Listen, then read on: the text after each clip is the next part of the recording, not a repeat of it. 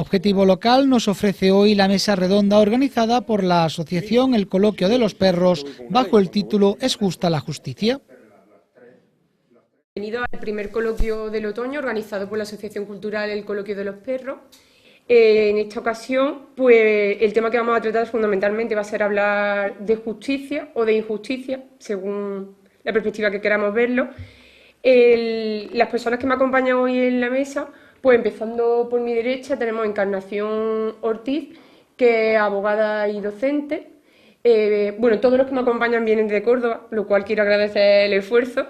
Y siguiendo por mi derecha el compañero Juan Carlos Ropero, que es estudiante de la Escuela de Prácticas Jurídicas de Córdoba y docente también. Y a mi izquierda pues tenemos a José Ángel Castillo, que fue magistrado, ahora mismo en excedencia, y en la actualidad es abogado de la firma Mariano Aguayo. Entonces, le voy a explicar un poco cómo se va a estructurar la velada. Habrá principalmente 3 bloques. En el primero se va a tratar la doctrina Parot, que empezará en Carney. Luego seguirá José Ángel con la ley hipotecaria y por último terminará Juan Carlos con las tasas judiciales y mediación. Por cada bloque, por seguir un poco el orden, pues una vez que hagan la introducción se abrirá el debate y moderado para poder seguir con los bloques, para no extendernos demasiado y que podamos tocar todos los temas. Y luego ya para concluir, pues si ha quedado alguna pregunta en el tintero, se dará paso también a quien quiera participar. Yo lo único que quería decir era, bueno, pues 2 conceptos, por ejemplo, cómo define la justicia en la Real Academia de la Lengua Española, que nos dice en una de sus acepciones que es una de las 4 virtudes cardinales que inclina a dar a cada uno lo que le corresponde o pertenece, y aquello que debe hacerse según derecho o razón. Y por otro lado nos dice que la ley es el precepto dictado por la autoridad competente en que se manda o prohíbe algo en consonancia con la justicia y para el bien de los gobernados. Entonces, bueno, espero que la jornada de hoy sea de vuestro interés y le paso la palabra a Encarnación Ortiz. Muchas gracias, Sonia. Buenas tardes a todos y gracias por vuestra asistencia. También gracias a la Asociación del Coloquio de los Perros por invitarme. Y bueno, pues yo dentro de este tema que Sonia nos está comentando, de la ruptura entre la justicia y la ley, y cuando la justicia no nos parece justa, pues yo voy a hablaros de un tema que ahora mismo pues está en todos los periódicos, todo el mundo tendrá una opinión porque bueno, este lunes empezamos toda la mañana viendo los periódicos con que el Tribunal Europeo de Derechos Humanos había condenado a España por aplicar la doctrina Parot a la etarra Inés del Río. Inés del Río había sido condenada a 3.228 años de prisión por varios asesinatos. Ella pertenecía al Comando Madrid y bueno, en varios de los atentados en los que murieron 12 guardias civiles y también varios civiles. Esta mujer recurrió al Tribunal Europeo de Derechos Humanos porque tenía previsto salir en 2009 de prisión, pero se le aplicó la doctrina Parot y se pretendía que saliera posteriormente, que cumpliera íntegramente la condena. Entonces yo lo que voy a hacer es que voy a intentar explicar en qué consiste la doctrina Parot lo más simplemente posible para que todos lo podamos entender, qué implicaciones jurídicas tiene y por qué se ha llegado a esta situación, ¿no? Que a muchos nos parece injusto que bueno, pues una persona que ha sido causante de tantas muertes pues cumpla los mismos años que alguien que solamente ha cometido un asesinato, ¿no? Entonces aquí es donde vemos esa ruptura, lo mismo alguien que mata a uno que quien mata a 25, evidentemente a todos nos dice nuestra conciencia colectiva no puede ser lo mismo, pero la ley está ahí y hay que cumplirla. Entonces voy a empezar por hablaros del Código Penal de 1973, que fue con el que se juzgó a Inés del Río, ¿vale? Esta etapa. El Código de 1973 tiene 2 puntos principales que nos interesan para entender la doctrina Parot. Y es el artículo 70, que decía que el límite de cumplimiento de penas, independientemente de la condena que tuviera una persona, estaba en 30 años, es decir, a Inés se le condenó a más de 3.000 años, a Henry Parot también, pero nadie puede cumplir más de 30 años según el Código Penal, el que estaba vigente en esa época, en el 73. Y por otro lado está el artículo 100, que dice que las personas que están presas tienen derecho a la redención de penas por el trabajo. ¿Qué significa esto? Bueno, que una persona que está dentro de la prisión, si trabaja, estudia o simplemente por el buen comportamiento, pues finalmente ya se aplica casi automáticamente, bueno, se ha aplicado porque ya está derogado, puede redimir pena, ¿vale? Redimir pena es que puede cumplir menos años, se le van restando. ¿A qué razón? Pues cada 2 días de trabajo, de estudio, 1 día menos de pena. ¿Esto qué suponía? Pues que una persona que estaba condenada a tantos años iba a cumplir 30 nada más, porque eso es lo que decía la ley, era el límite, se podía redimir hasta 10 años. O sea que en 20 años, Inés del Río, después de haber sido una de las asesinas más sanguinarias de ETA, iba a salir después de cumplir 20 años nada más. Eso es lo que indigna a la mayoría de las personas que, bueno, los que estamos aquí y fuera de aquí, ¿no? Por eso se han convocado las manifestaciones para la semana que viene en contra de la sentencia del Tribunal Europeo. Pero ¿el Tribunal Europeo tiene la culpa de esto? Yo creo que no. Yo voy a intentar explicaros cómo se ha llegado aquí y por qué en este caso la ley se ha aplicado como debía, pero la ley es donde está el error, ¿no? En la ley que se aplicó. Dice el artículo 25 de la Constitución que las penas están no solamente para, no tienen un fin retributivo, no solamente para que una persona pague por el delito, sino que también tiene que ser para reinsertar a la persona en la sociedad, para reeducarla, ¿vale? Entonces, una cadena perpetua en nuestro ordenamiento jurídico no tiene sentido, porque entonces no se puede reinsertar a una persona ni reeducar. Ese fin que exige la Constitución no se podría nunca cumplir, ¿vale? Entonces, esto que dice la Constitución ya lo decía el antiguo Código Penal, con el que se jugó a Inés y a la mayoría de los etarras, ¿vale? Entonces, esta medida de la retención de penas por el trabajo ya venía desde muy antiguo. Pero yo creo que el quid de la cuestión aquí está en que muchas de las leyes que se están aplicando, que se han aplicado en este caso, no estaban adecuadas a lo que la sociedad pedía en ese momento, y ese es el momento en el que se producen injusticias. Aunque me vaya un poquito a la historia, quiero que lo sepáis porque creo que es interesante. La redención de penas por el trabajo tuvo su origen después de la Guerra Civil. Después de la Guerra Civil, muchísimos presos que había, bueno, las cárceles estaban atestadas, evidentemente, después de la contienda, pero muchos de esos presos eran militares, republicanos, que simplemente habían defendido la república, que era su obligación, ¿no? ¿Qué pasó? Pues el gobierno franquista decidió que estas personas no podían estar en prisión por la condena que le había caído, los 10 años, los 15, lo que fueron. Entonces se le ocurrió, como se necesitaba mucha mano de obra para reconstruir el país, que se redimiera pena para que salieran antes y además pues tener mano de obra gratuita.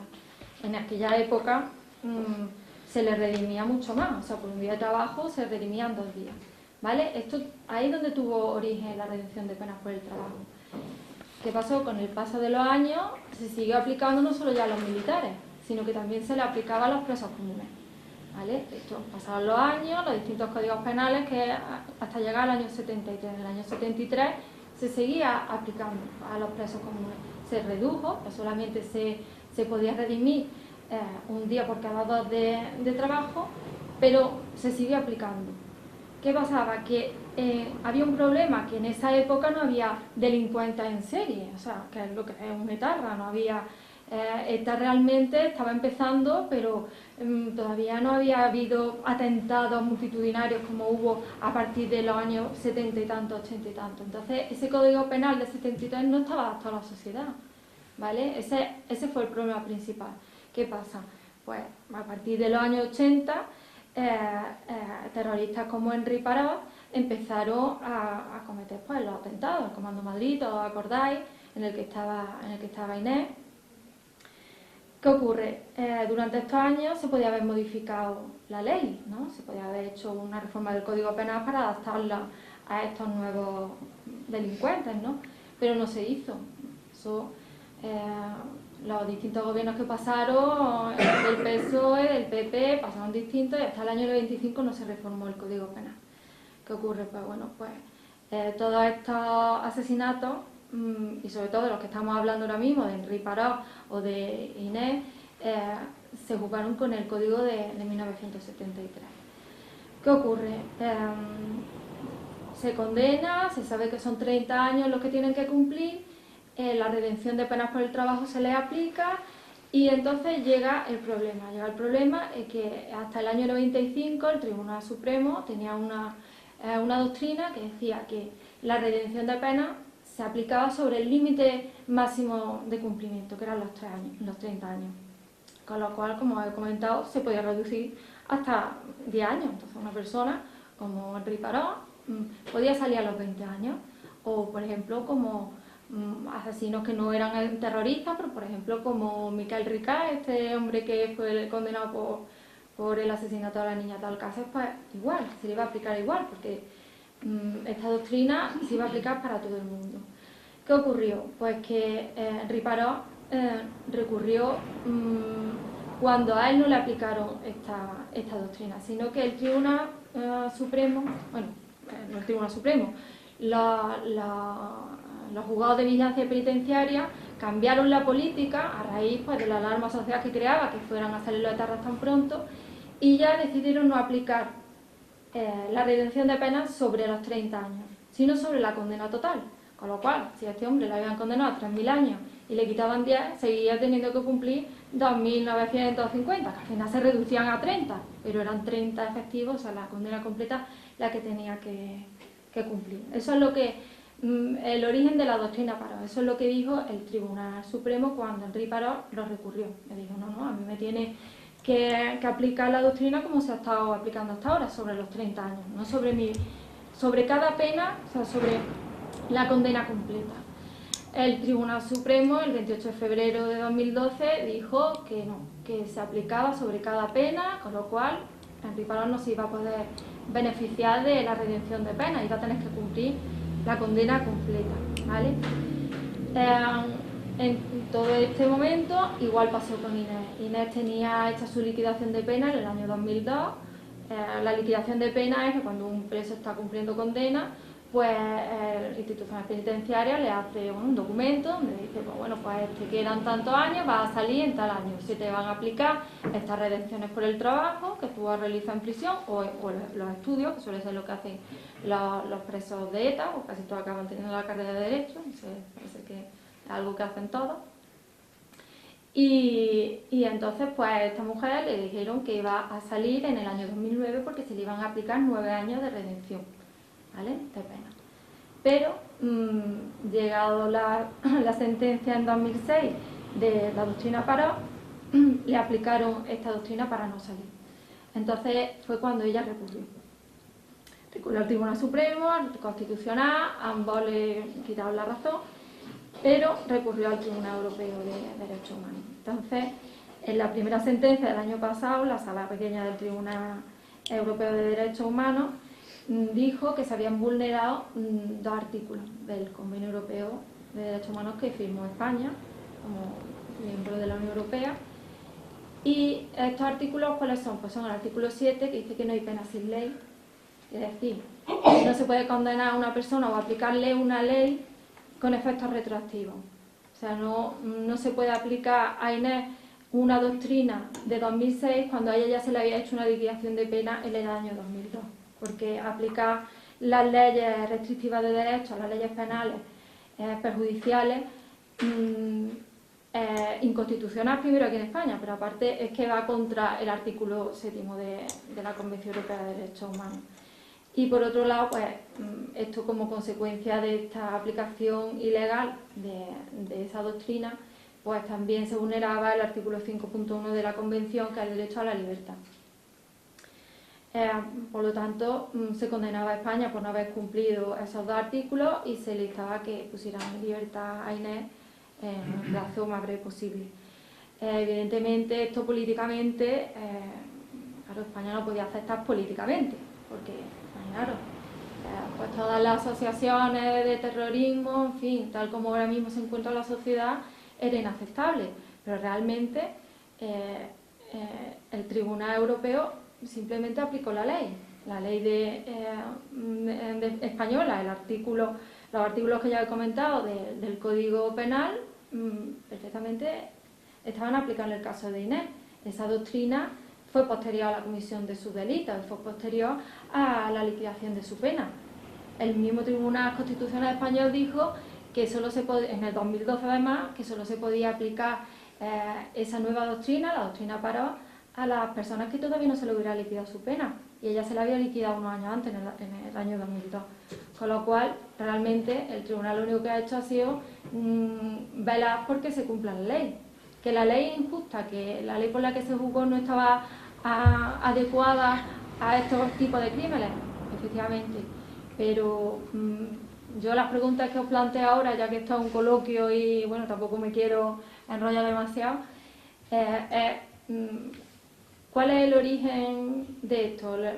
¿Podemos culpar al Tribunal Europeo de que esto es así, de que Inés ahora mismo ya esté en la calle? Porque ya salió, ya lo sabéis todos, lo habéis visto en los medios de comunicación. Se tiene que inculpar a los gobiernos que pasaron desde los años 70 hasta el 95 y hasta el 2003, que se quitó la redención de pena y que se aumentó el límite de cumplimiento hasta los 40 años, que ya sabéis que hoy en día pues hasta los 40 años para delito de terrorismo. Durante todos esos años, ¿por qué nadie se modificó la ley? Ningún gobierno se atrevió, estaban todos haciendo, mi opinión ya personal es que bueno, se estaba haciendo negociaciones con ETA para que dejaran las armas, no se quería cambiar el código penal porque entonces iba a ser una ruptura de las negociaciones, no lo sé. El caso es que se crearon los GAL, se hicieron muchas cosas, pero no se hizo lo que se debe hacer, según mi opinión, que es adaptar la ley a la sociedad y a las circunstancias, ¿no? Para que no se dé este tipo de injusticia. Y hoy en día, pues, yo he leído muchas noticias y opiniones desde que el lunes sale la sentencia, evidentemente no todas porque hay gente, ¿no? Pero la de los diarios principales.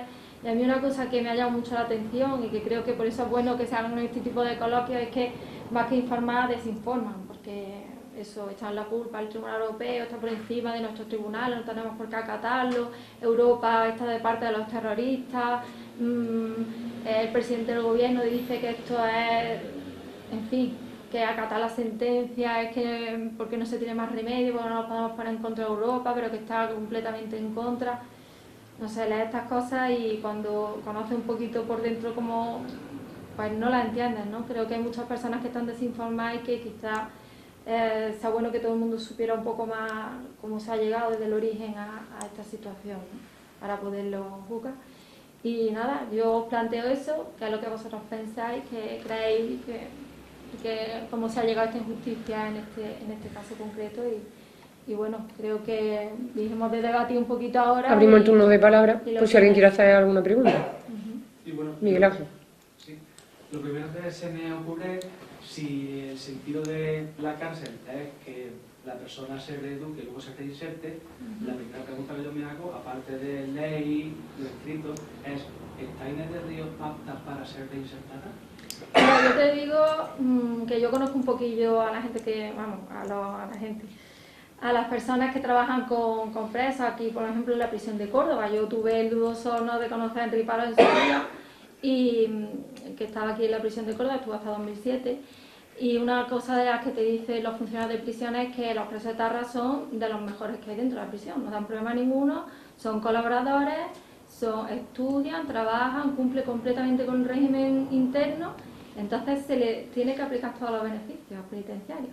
Ese es el problema, no son internos que den problemas, porque un interno que se le ha sancionado o se le ha expedientado por no comportarse bien dentro de la prisión o no cumplir con lo que se le dice que tienen que hacer, porque, como he dicho, la redención de penas por el trabajo ya se hace simplemente por limpiar tu propia celda. O sea, que ni siquiera ya tienes que estudiar ni trabajar, porque realmente trabajo en prisión no es para todos los internos.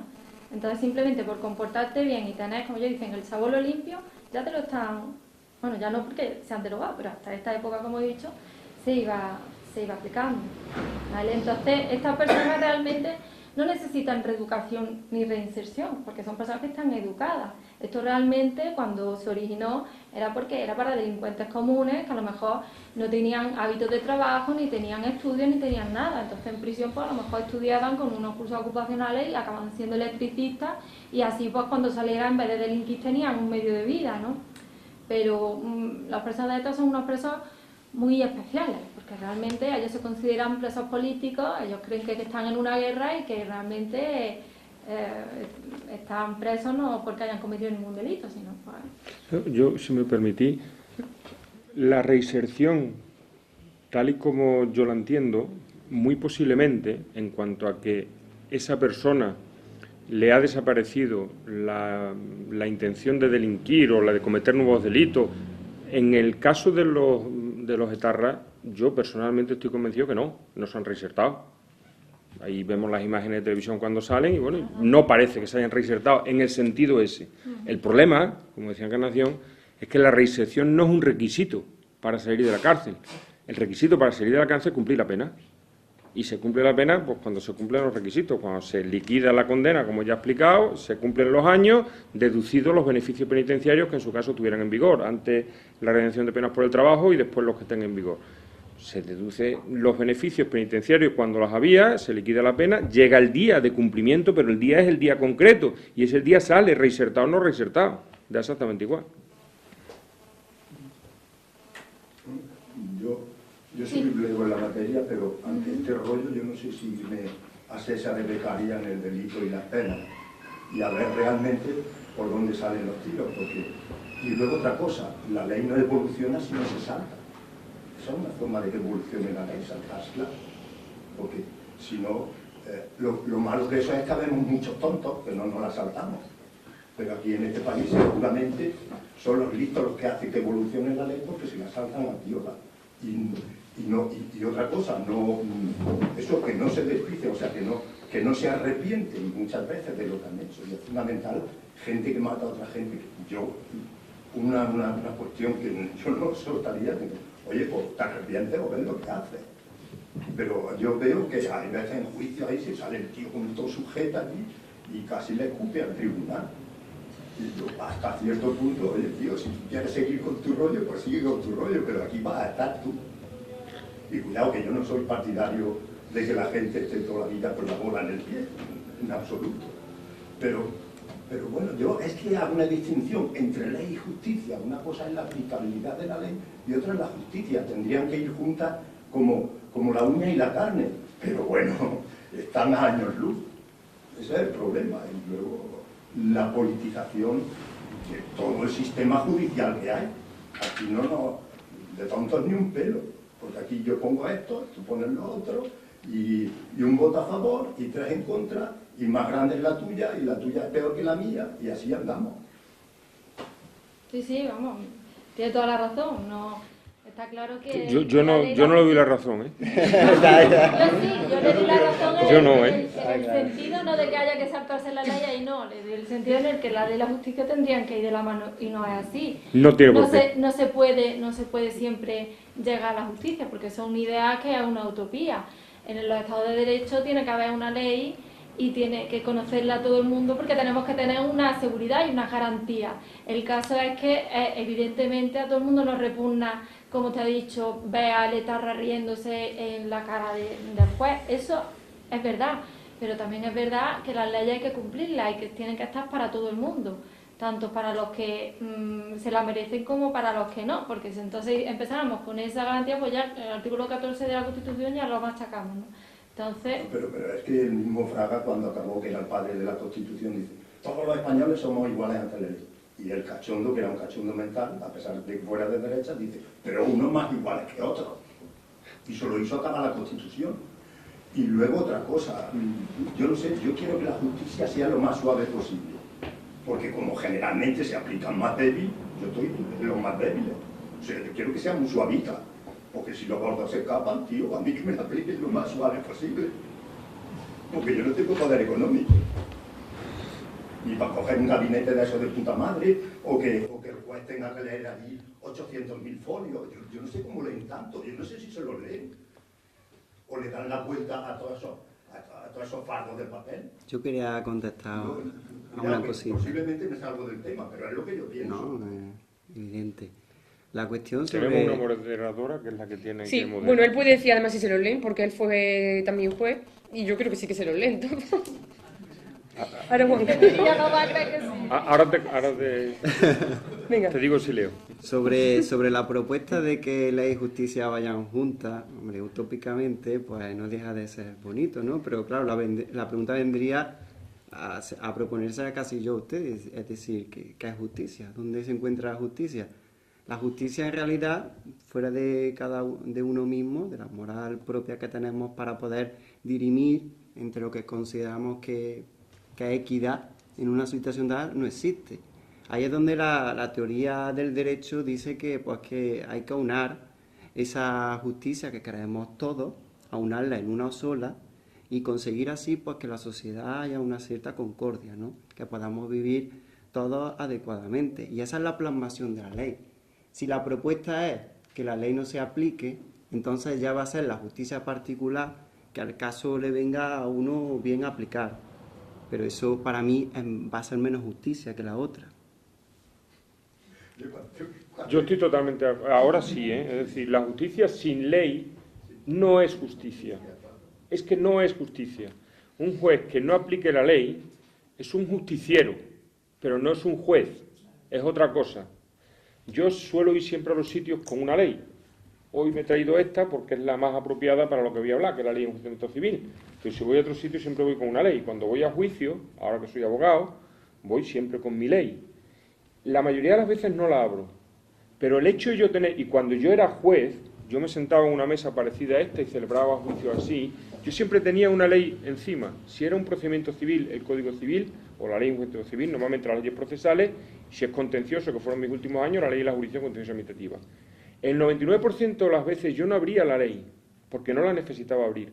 Pero la ley estaba ahí, era casi un símbolo para mí y pretendo que lo siga siéndolo. Un juez sin ley, y los hay, es un justiciero, no es un juez. La ley es la única manera de hacer justicia.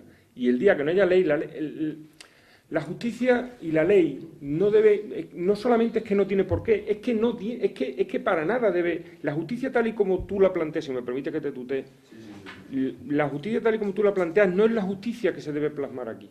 Es que no debe ser la que se plasma aquí. La ley, la justicia, el engranaje judicial, lo que debe servir es para pacificar los conflictos sociales. Ahí es donde todos los ciudadanos podemos intervenir. Es decir, sirve para eso, se pacifica la sociedad y los conflictos. Si yo tengo un problema con mi vecino, o con el alcalde, o con la policía, ¿se pacifica el conflicto? ¿Se soluciona de manera pacífica o no? Si la respuesta es sí, es que está sirviendo la ley y está siendo justa. Pero no lo confundamos, ¿eh? El día que lo que has dicho, yo por eso he dicho que yo no estoy de acuerdo, rápidamente he saltado porque lo que llevo dentro me hace saltar rápidamente. Sin ley, esto no es justicia, ¿eh? En mi opinión. José Alfonso es la última intervención. Pasamos al siguiente tema y luego, si nos queda alguna más, lo aprovechamos al final. De nuevo al tema de la doctrina Parot. Todos estos días, todo el revuelo mediático que existe, lo que he visto, que igual que en su momento cuando se dictó la doctrina Parot, un poco así como efecto colateral, pillaba a otro tipo de criminales que tenían que cumplir muchos años de condena, pues del mismo modo ahora se ven afectados y van a salir antes de prisión ese tipo de criminales. No sé hasta qué punto veo que se afecta, pero no sé la opinión vuestra es en qué medida afecta a muchos o pocos otros criminales, otra gente que está en prisión por delitos que no son terroristas. Claro, claro. Vamos, ya lo hemos oído todo en televisión, que aparte de a los 82 de Tarras, que ahora se les va a revisar las condenas, pues hay, como yo he comentado antes, el asesino de la niña de Alcácer, también el violador del ascensor, hay muchísimos otros presos que ahora mismo se les va a revisar las condenas. Evidentemente a todos no se les va a poder aplicar la doctrina Parot. La doctrina Parot entendido como peor para ellos. Algunos sí, evidentemente a todos los que se les hizo, se les juzgó ya por el código del 95, evidentemente no les afecta, porque ya la redención de penas no existe y el límite, pues depende del delito que hayan cometido, estará en 30 o estará en 40 años, ¿vale?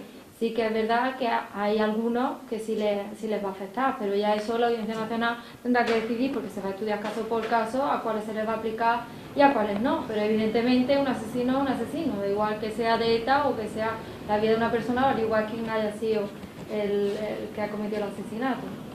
Mi opinión. Pues le paso la palabra a José Ángel para hablarnos de la ley hipotecaria. Bueno, yo lo siento mucho que me pase la palabra para hablaros esta noche de una cosa tan tediosa como la que en principio se me ha planteado, pero voy a intentar, bueno, os doy las gracias lo primero, por supuesto, por estar aquí, y voy a intentar hacer una exposición, unas pinceladas. A mí me ha endosado Sonia una ponencia que en realidad son tres, porque son tres cosas distintas: la ejecución hipotecaria, la dación en pago y las cláusulas suelo, todo un poquito relacionado, eso sí, es evidente, pero son tres cosas distintas. Y vamos a intentar sacar algunas conclusiones de aquí. Yo voy a intentar explicar cuál es la situación en cada una de estas materias, la situación actual, y después dar mi opinión, que va a ser, ya lo anuncio, crítica. Pero antes de entrar en estas cuestiones, os voy a dar un dato de dónde estamos a nivel de justicia. Me preguntaban antes, que me han hecho la entrevista para la televisión, que cómo veía yo la situación de la justicia en España. Pues, hombre, hay muchos síntomas de cómo se ve la justicia, cómo se ve la ley en España, cómo estamos, en qué situación estamos. Pero hay un dato que a mí me llama muchísimo la atención. Esta tarde, antes de venir, antes de recogerme Mariano, tenía ahí un ratillo en mi casa y digo, voy a consultar. Yo sé que me iban a salir unos números escandalosos, pero no sabía exactamente los números cómo iban. Es comparar las leyes y los reales decretos ley. Os explico brevemente. Las normas normalmente se hacen por leyes ordinarias, las hacen el Parlamento estatal o los parlamentos autonómicos. Se debate, se vota y sale la ley y se publica en los boletines oficiales. Eso es las leyes normales, en periodos de normalidad. Y hay, no obstante, admitido en la Constitución, una manera de legislar excepcional, de urgencia, que es el Real Decreto Ley. Real Decreto Ley, una manera de legislar a través del Ejecutivo, del Gobierno. El Gobierno de España utiliza de vez en cuando, por razones de urgencia, un Real Decreto Ley que luego convalida el Congreso de los Diputados, el Parlamento, y se convierte ya en ley. Pero la iniciativa es del Gobierno. Es excepcional y urgente. Y por lo tanto, la tónica es que lo normal es la ley y la excepción es el Real Decreto Ley. Bueno, pues en el año 2006, que es el año inmediatamente anterior a la situación de crisis en que nos movemos, se publicaron 11 Reales Decretos Ley y 43 leyes.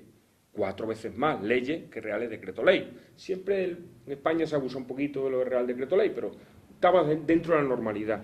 En el año 2012, el que hemos terminado, y el 2013 va por el estilo, se han publicado 29 Reales Decretos Ley y solo 17 leyes. Se han multiplicado por 3 el número de Reales Decretos Ley y se han dividido por 2 el número de leyes. Vivimos como vivimos en otros muchos sectores. En la justicia y en la legislación vivimos en una situación de excepción absoluta. No es una cosa distinta la justicia, las leyes, los jueces, que el resto de la sociedad y de la situación que tenemos. De excepción, de urgencia. Y aquí está la prueba de la urgencia y la excepción. Esto lo digo porque en todas las materias que en las 3 materias que me han encomendado que hable Sonia, voy a procurar ser breve, se ha utilizado esta legislación y esta normativa de urgencia en muchas ocasiones por las necesidades que se planteaban para satisfacer de manera inmediata, que no se podía esperar a la tramitación urgente. Vamos a empezar por la normativa de las ejecuciones hipotecarias. Como veo que aquí juristas, abogados, salvo los que estamos en este lado de la mesa y algún otro que hay por ahí, hay poco. La ejecución hipotecaria prácticamente significa que tú tienes un derecho real que se llama de hipoteca, que tú garantizas con el inmueble el préstamo que te da el banco. Eso lo sabemos todos y todos en España tenemos nuestras hipotecas. Existe un procedimiento de ejecución hipotecaria que se llama, que es urgente, tradicional en la ley hipotecaria española, en la ley de juicio civil, que significa que el banco, si no paga, va directamente y como primera garantía se queda o pretende quedarse con la casa, no el banco, sino el mejor postor, y si al final no hay nadie, el banco efectivamente. Esto ha dado lugar, como sabemos, para situaciones lamentables, sobre todo cuando se trataba de vivienda habitual, se producían lanzamientos, la gente se está quedando sin sus casas por no poder pagar las hipotecas, las cuotas hipotecarias. Eso salió una sentencia del Tribunal de Justicia de la Unión Europea el 14 de marzo del año 2013, que es la que ha dado lugar a la modificación de este procedimiento, quizás innecesariamente, pero ha dado lugar en la Ley 1/2013. Yo no voy a hablar mucho de leyes ni de artículos a partir de ahora, diré solamente las esenciales, las sentencias básicas, pero no pretendo cansaros con números de leyes y de artículos. Esa sentencia del Tribunal de Justicia lo único que decía es que en ese procedimiento de ejecución hipotecaria había dos cosas que vulneraban el derecho de la Unión Europea. Una era que el juez no podía suspenderlo de oficio, no tenía mecanismo para suspenderlo si apreciaba que podían existir cláusulas abusivas, cláusulas que perjudicaban al consumidor de manera desproporcionada frente a los bancos, frente a las entidades financieras. Y, en segundo lugar, que tampoco tenía medio el ejecutado, el propietario del inmueble, de la vivienda, para oponerse, alegando precisamente la concurrencia de una cláusula abusiva. Eso es lo único que dijo el Tribunal de Justicia. A raíz de eso se publica la ley española, la Ley 1/2013, que produce las siguientes modificaciones que yo voy a sintetizar.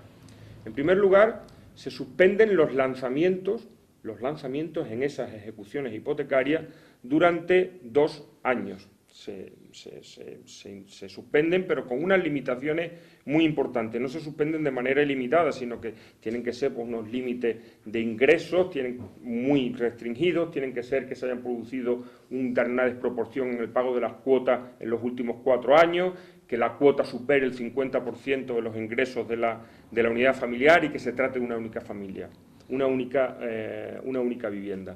En definitiva, esta suspensión de lanzamiento, que la habréis oído en la prensa, que se ha vendido estupendamente, que se ha dicho que va a ser un poco la panacea, para mí lo único que va a solventar va a ser los problemas pues, quizás más graves, más drásticos, más agudos de las personas más necesitadas. Pero si te pones a examinar los requisitos que se exigen para suspender estos lanzamientos, pues la aplicabilidad de los mismos va a ser muy limitada.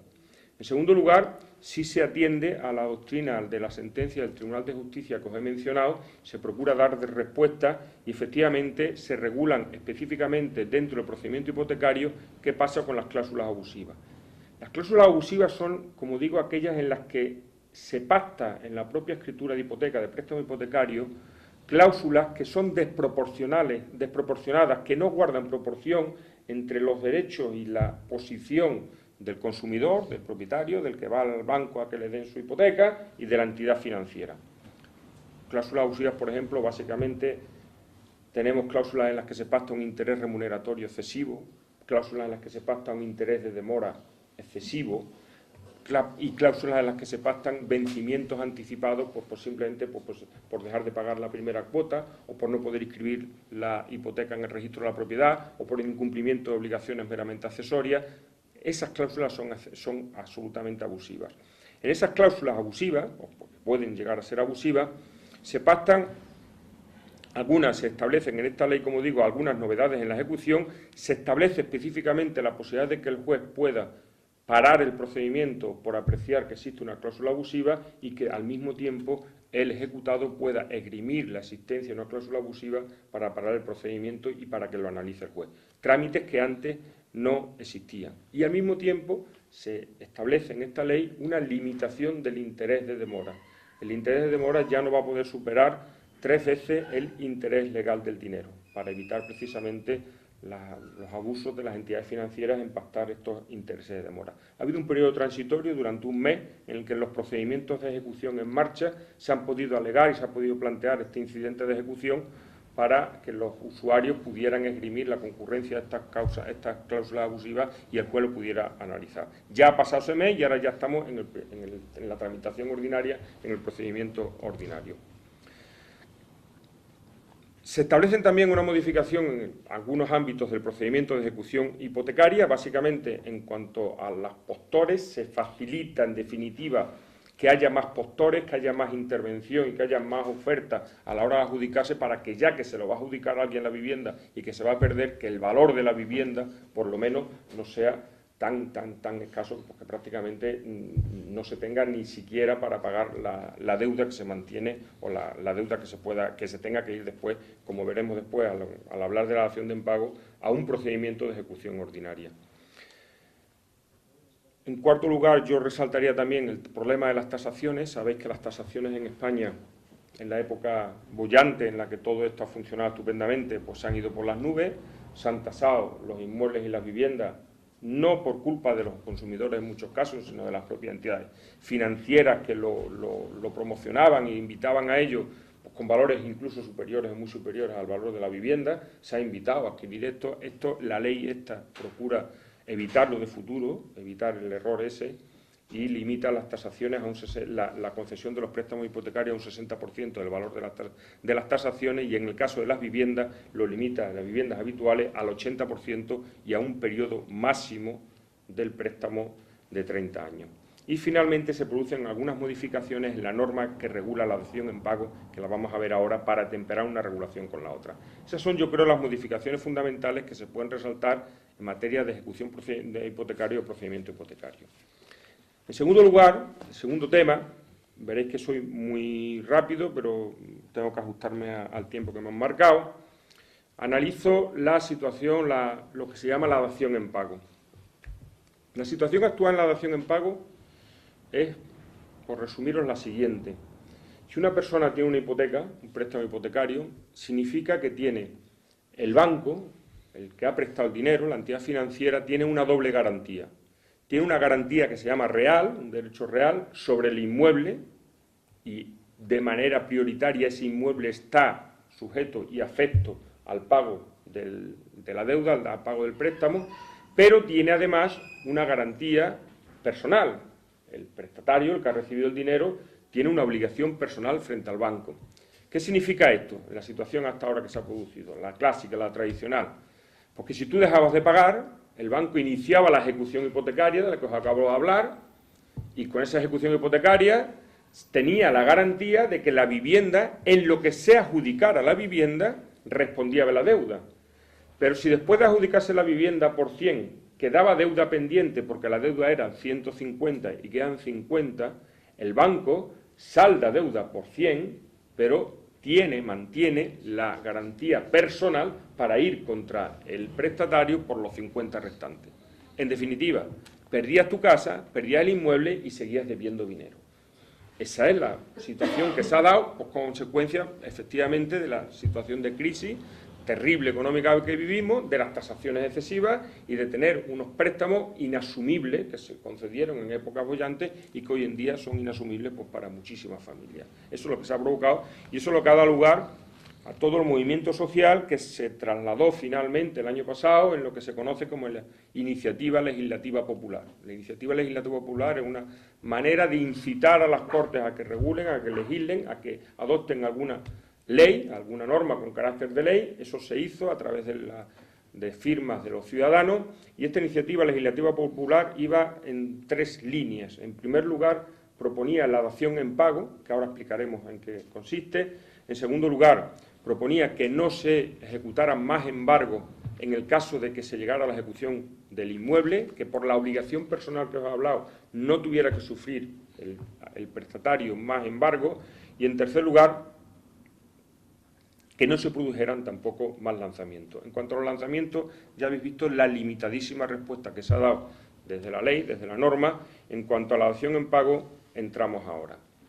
La dación en pago lo único que significa es que, a diferencia de lo que os he explicado, de que existe la garantía real y la garantía personal, a diferencia de eso, como digo, con la dación en pago se paga la deuda, se salda la deuda, entregando el bien, porque la dación en pago no es nada más que una forma de pagar una deuda. Con la entrega del bien, con la entrega de la casa, se salda la deuda. Si se debe más, ya no se paga absolutamente nada más. Da exactamente igual, sea cual sea la deuda, entregando el bien que garantiza esa deuda, se salda definitivamente.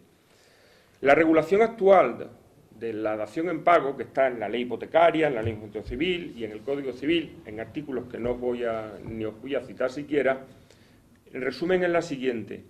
No existe como tal regulada de manera obligatoria la dación en pago. El sistema es el contrario, el que os he explicado. Tú con tu vivienda garantizas la deuda hasta donde llegue, pero si sigues debiendo después de adjudicarse la vivienda, tienes que seguir pagando hasta que pagues con la obligación personal. Excepcionalmente, la ley hipotecaria permite pactar la dación en pago, pero tiene que constar en la escritura de la hipoteca expresamente aceptada esa forma de pago de la deuda por parte del banco, por parte de la entidad financiera que ha dado el dinero. Esa es la situación. La reacción del legislador ante esto pues ha sido a través del Real Decreto Ley 6/2012 que os mencionaba antes, que efectivamente regula ahora la dación en pago, pero la regula de manera muy limitada, solamente para viviendas habituales, en primer lugar. En segundo lugar, situaciones que estén en el umbral de exclusión. Y están en el umbral de exclusión básicamente cuando se trata de unidades familiares sin ingresos procedentes de trabajo, que el resto de los ingresos no superen el 50% de la cuota hipotecaria que se esté pagando, que se trate de una única vivienda y un único préstamo hipotecario y con unos precios máximos de vivienda. En el caso de Montilla, si no recuerdo mal, por la población que tiene, me parece que son 120.000 euros. En el caso de Córdoba Capital, 150.000 euros. Si excede de esos precios la vivienda, en escritura, ya no es posible aplicar la dación en pago que regula esta norma. Con estos requisitos que os acabo de decir, pues comprenderéis también que las posibilidades de aplicar la dación en pago pues son limitadísimas, son muy, muy limitadas. Y por lo tanto, pues la situación es que al final nos tendremos que ir a la regla general que os he empezado a hablar, de la que os he empezado a hablar y que os he contado al principio de la intervención en esta materia. Esa es la situación, nos guste o no nos guste.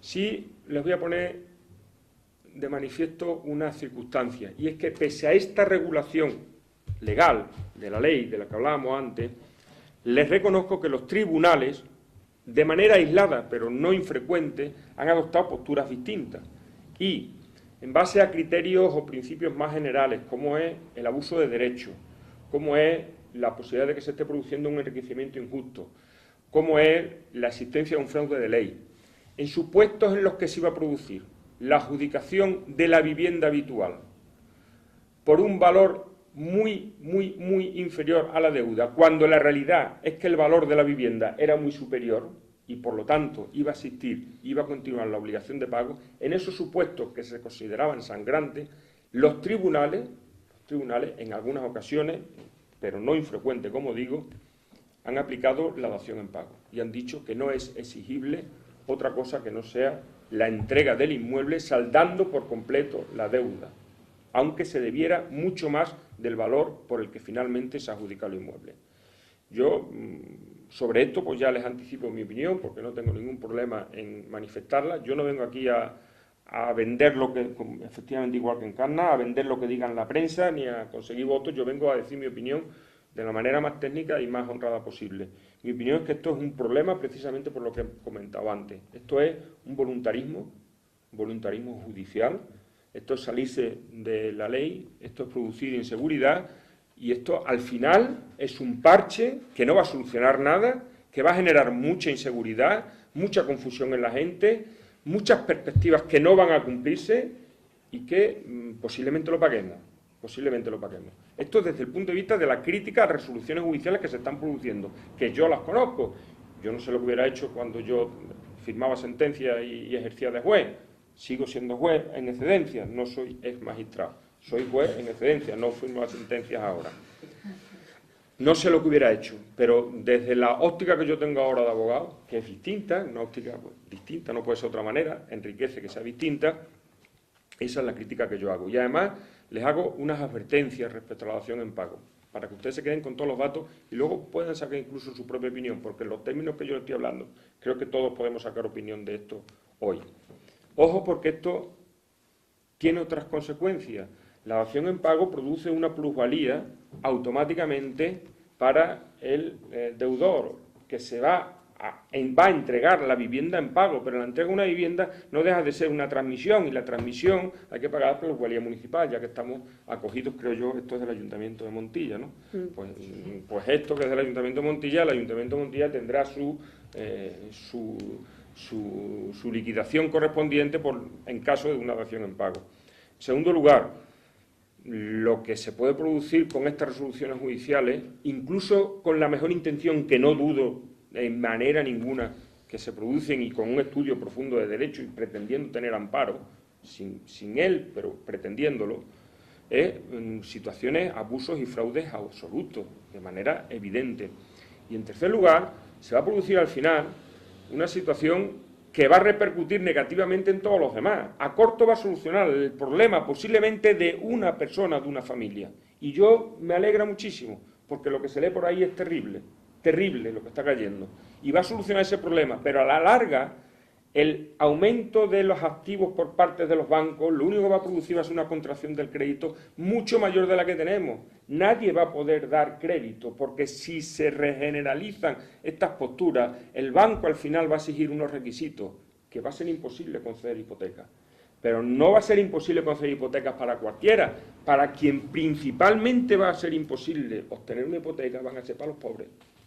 Los que no tienen, los débiles que hablabas tú, esos van a ser los, a la larga, desde mi punto de vista, con honestidad lo digo, los mayores perjudicados si no se hace esto con cuidado y con la ley por delante, no con voluntarismo judicial. No con voluntarismo judicial. Esto se arregla de otra manera, si tiene arreglo, que es muy delicado, pero lo que se está haciendo del parcheo a lo que conduce posiblemente sea que los bancos, en pura defensa, porque lo que les puede venir es que se queden sin cobrar la deuda, pidan unas garantías de tal calibre y pidan un aseguramiento de tal índole que efectivamente quien lo va a pagar van a ser los más necesitados y los que están en condiciones más desfavorecidas. Y finalmente, por terminar, las cláusulas suelo.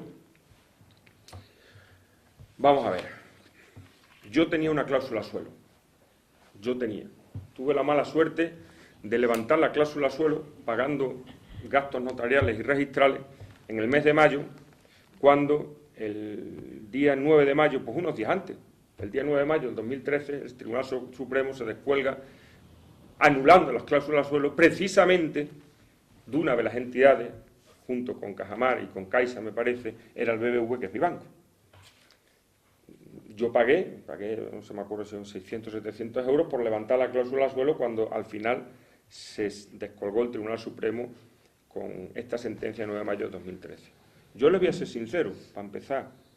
Yo cuando pacté esa cláusula suelo, yo tengo una hipoteca en el BBV porque todos los jueces y los funcionarios de justicia con la mutualidad judicial tienen las cuentas en el BBV y es así, pues tenemos un convenio, era antes el Banco Exterior y ahora el BBV. Cuando yo firmé, ya soy abogado, pero antes ejercía de juez, yo, si les soy sincero, yo sabía que firmaba una cláusula suelo, que quede claro, Yo soy un consumidor informado, yo sabía que firmaba una cláusula suelo y lo que significaba. Significaba que podía ir para arriba, podía ir para abajo, y si subía el 12 o no subía el 12, subía el 3, que me pagué la cláusula suelo que yo tenía. El Tribunal Supremo, en esta sentencia de 9 de mayo del 2013, aclarada después por un inmediato auto de 6 de junio del 2013, un auto, fíjense ustedes, se dicta el auto de aclaración, que el auto de aclaración significa que una de las partes dice, oiga, señores magistrados del Tribunal Supremo, que es que no me he enterado muy bien de esto. Aquí falta algo, aquí buscan algo, un error, o hay que aclarar algún concepto oscuro o que no esté claro. Efectivamente, los bancos, el BBV entre otros, pidieron aclaración al Tribunal Supremo en los términos que ahora les diré, y la respuesta que recibieron del Tribunal Supremo, del Pleno del Tribunal Supremo, es que efectivamente aclaró la sentencia, pero aclaró para endurecer la sentencia en contra de los bancos, en contra del que había pedido la aclaración. Eso fue la primera en la frente. El Tribunal Supremo en esta sentencia hace les cuento el antecedente. Esto fue una sentencia del Juzgado Mercantil número 2 de Sevilla, que la promueve una asociación de usuarios bancarios que es AUBAN, que habrán oído ustedes hablar de ella.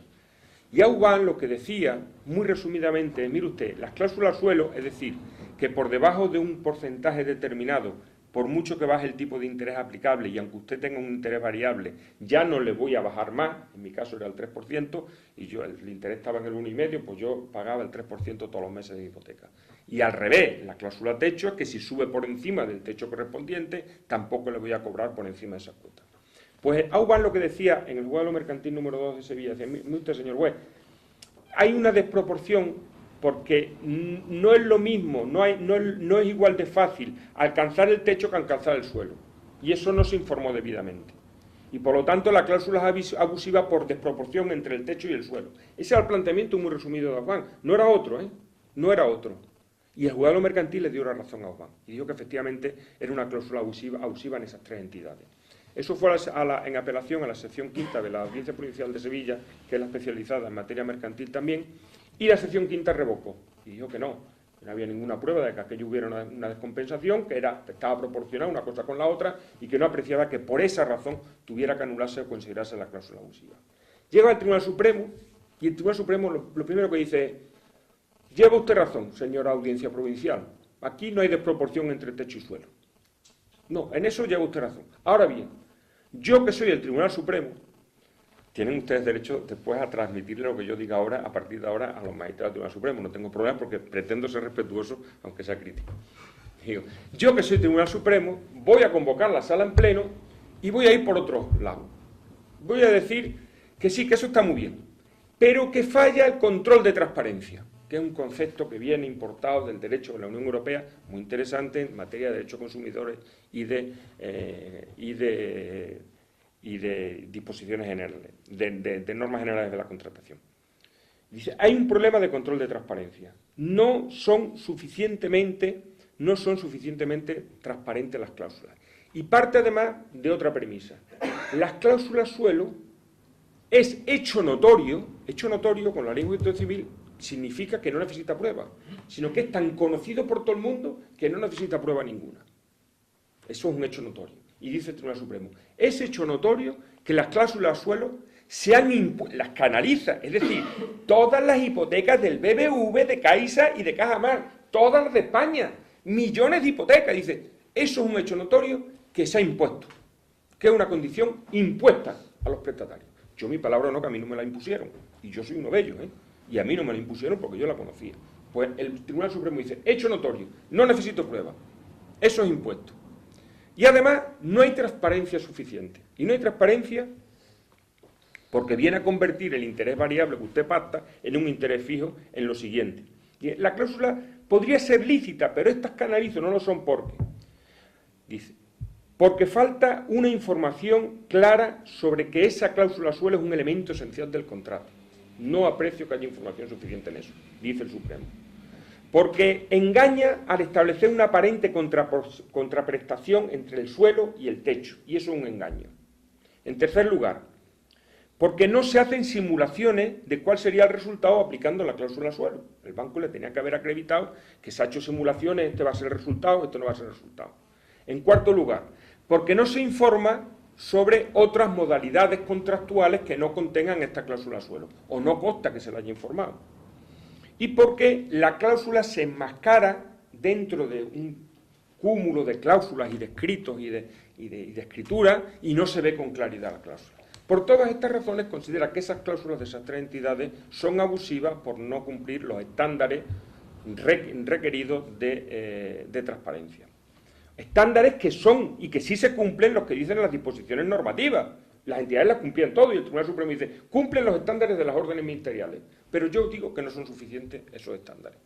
Y en el auto de aclaración, aquí viene la aclaración, dice, cualquiera de estas cosas que yo les acabo de decir, con que se cumpla cualquiera de estas cosas, hay que considerar que la cláusula es abusiva, por falta de transparencia. No es necesario que se acumulen todas. Con cualquiera de ellas ya es abusiva. Y finalmente hace una cosa el Tribunal Supremo, también un poco graciosa, porque también se le plantea la posibilidad de aplicar, bueno, si la cláusula es abusiva, la cláusula suelo, yo, mi hipoteca con mi banco, si esto es nulo, en definitiva, devuélvame usted todo lo que he pagado yo todos estos años que el interés ha estado por debajo del suelo. Eso lo ha resuelto el Tribunal Supremo y los tribunales con naturalidad siempre. Siempre se ha devuelto, declarar la cláusula nula, hay un artículo, es decir, 1303 del Código Civil, se devuelven las recíprocas prestaciones. Yo he pagado de más, pues usted me lo devuelve. Y del Tribunal Supremo, no voy a aplicar la retroactividad aquí. ¿Y por qué no?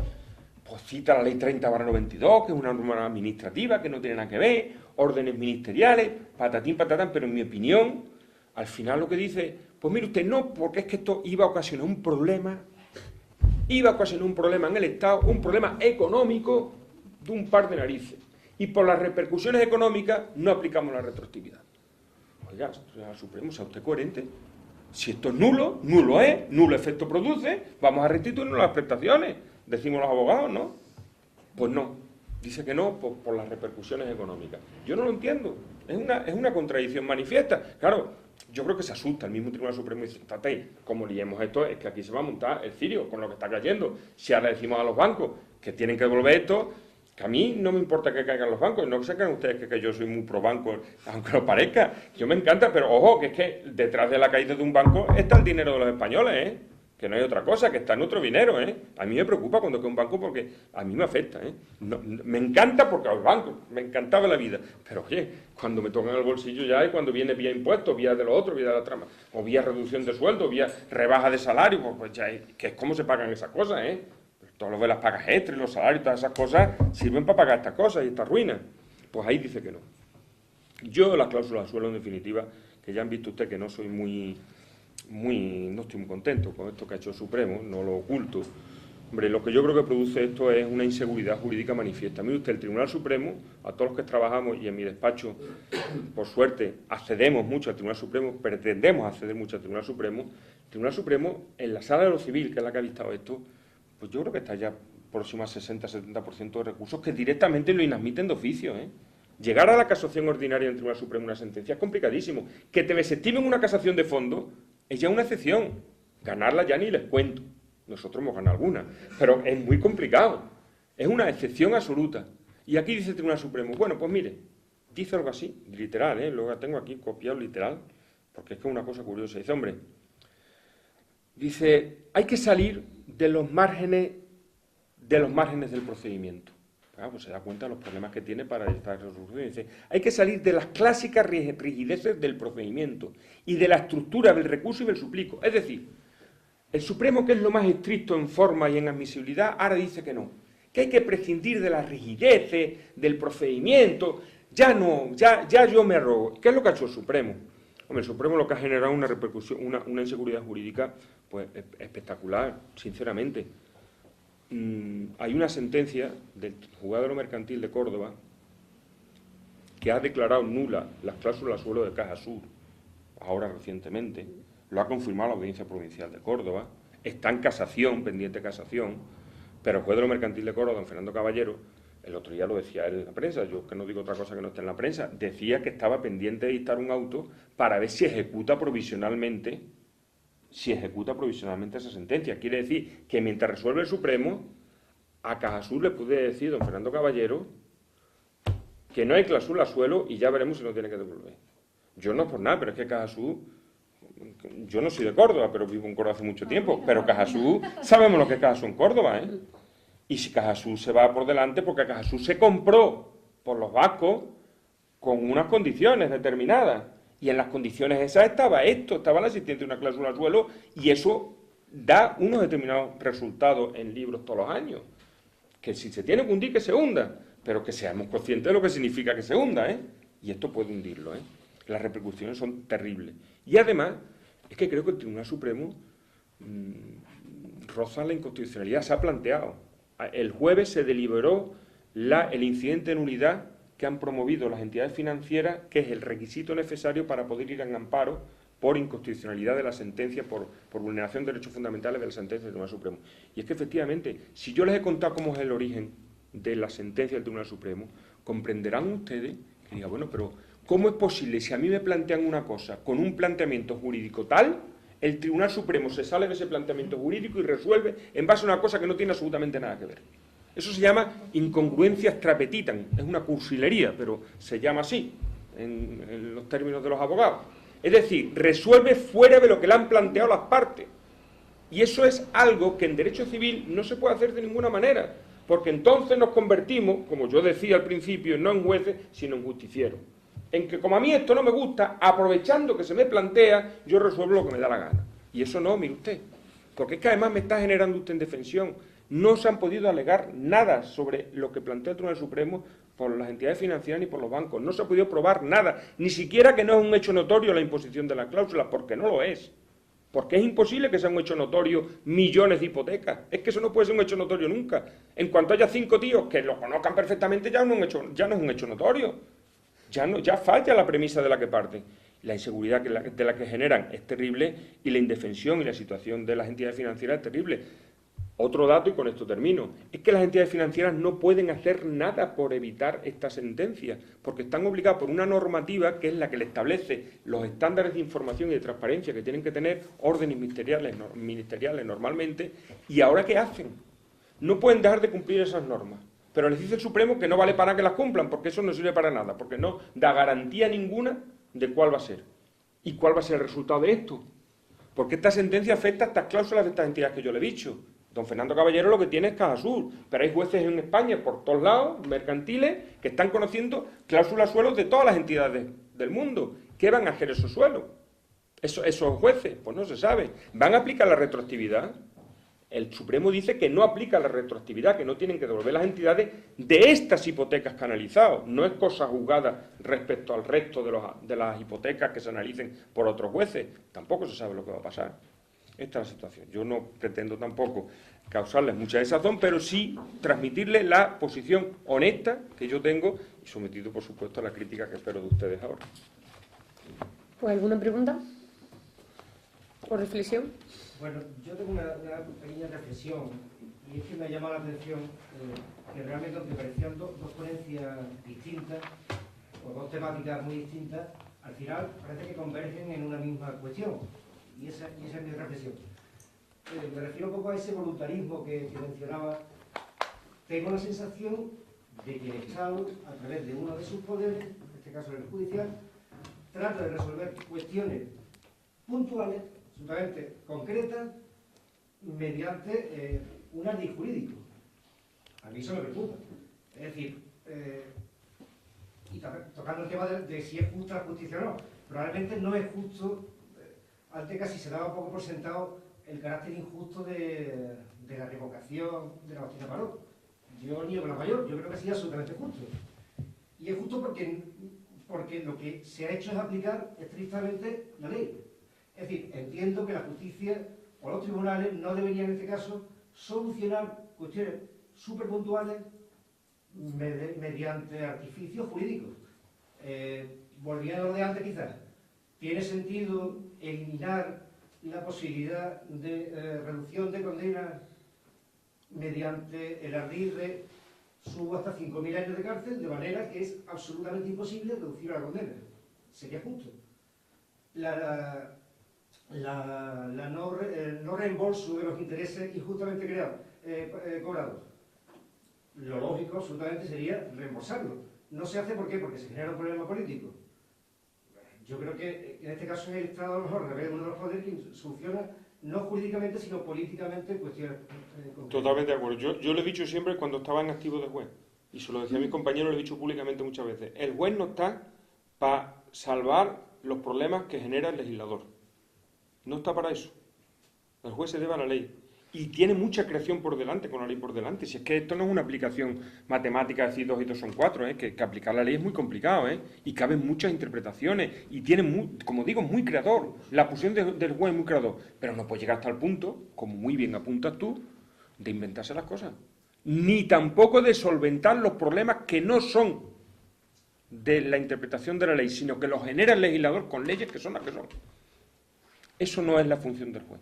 Y un juez que pase el umbral ahí, se convierte en un peligro.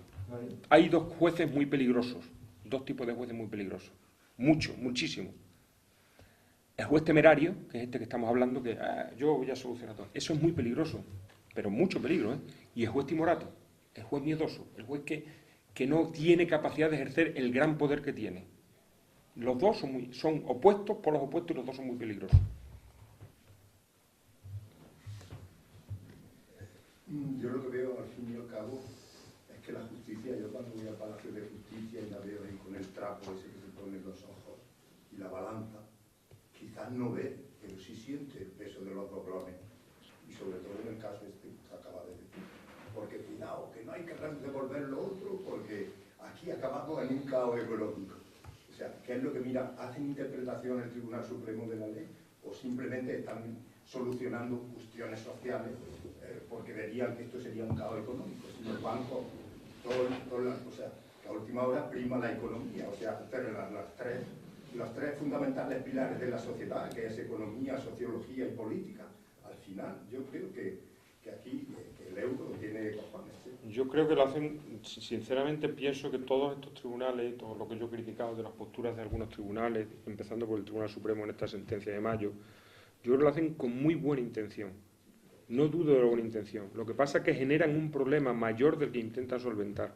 Se quedan a medio camino, efectivamente, van a solucionar. El Supremo, por definición, nunca debe solucionar el problema concreto. La función de la casación y del Tribunal Supremo, del magisterio de la casación, como decía un compañero mío, nunca es la de solucionar el caso concreto, sino la de crear doctrina. Esa es la posición del Tribunal Supremo. Y aquí el Tribunal Supremo no lo ha hecho. Es verdad que en materia de cláusulas abusivas y de condiciones generales de la contratación, el Tribunal Supremo, en relación sobre todo con el derecho europeo, tiene una función especial, de especial garante. Es verdad, también te lo digo. Pero yo creo que ha dado un paso indebido, que ha querido solucionar un problema inmediato de la gente, generando más problemas y excediéndose de sus funciones. Es mi opinión. ¿Por qué no vamos un poquillo más al fondo? O sea, ya lo dijo Guerra, aquí se ha acabado la división de poderes.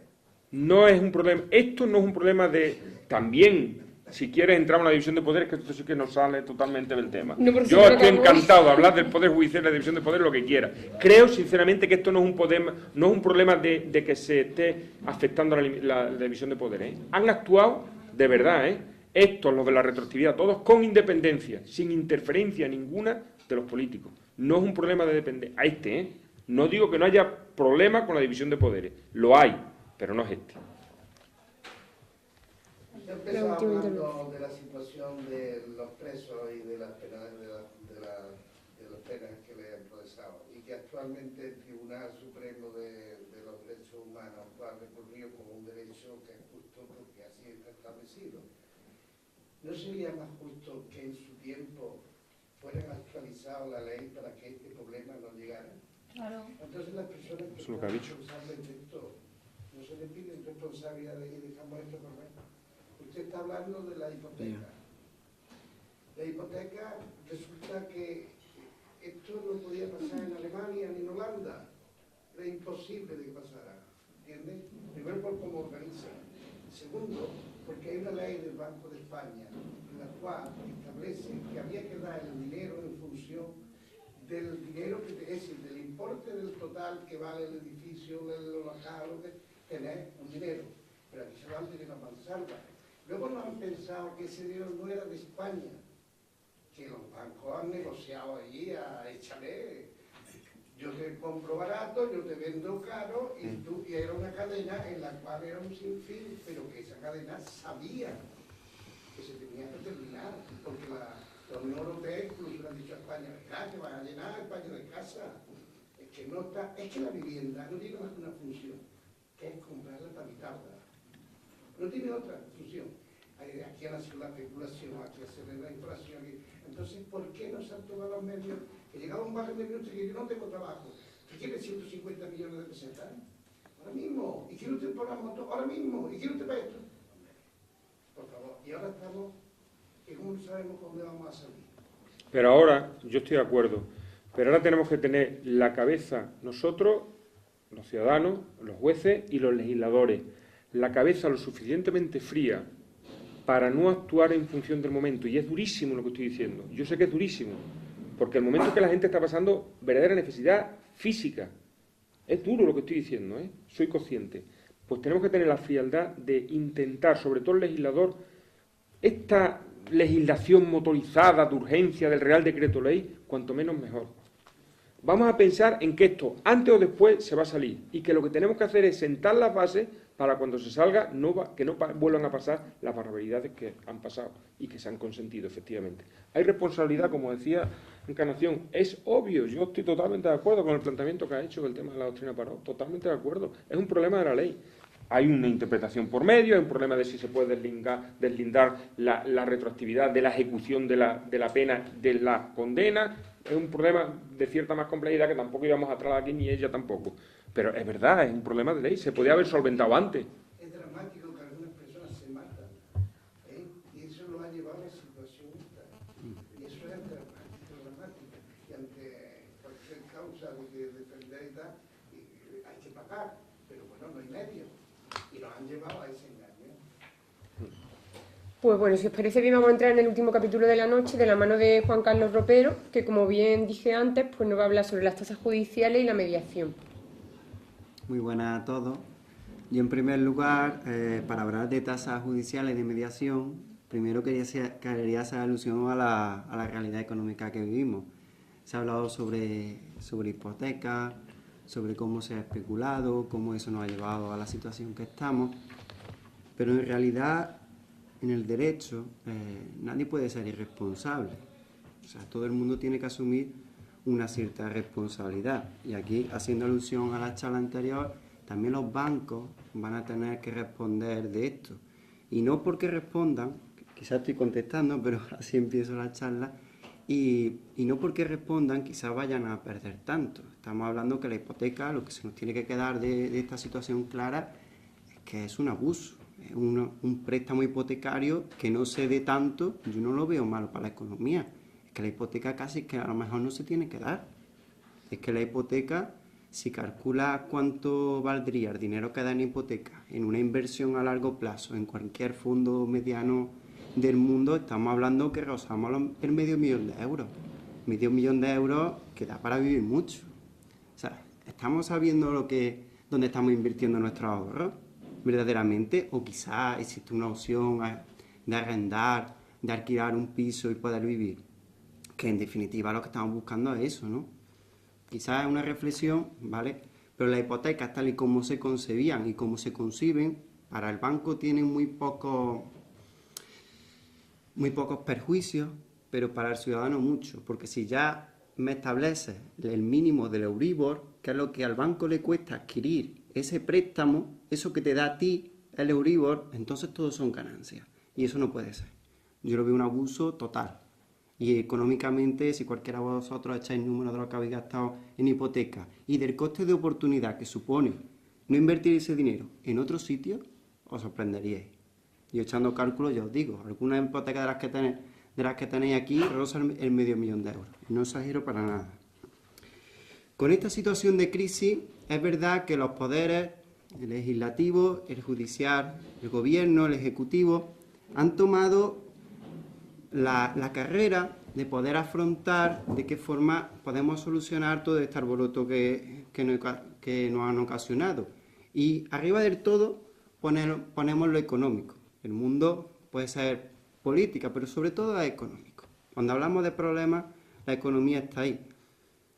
Me acuerdo cuando empezó la crisis que diversas organizaciones no gubernamentales decían que cómo le llamábamos crisis a lo de España, si cuando empezó la crisis ya teníamos bastantes millones más de personas que morían en el mundo por hambre, simplemente porque subía un poco el maíz, ¿no?, en la bolsa.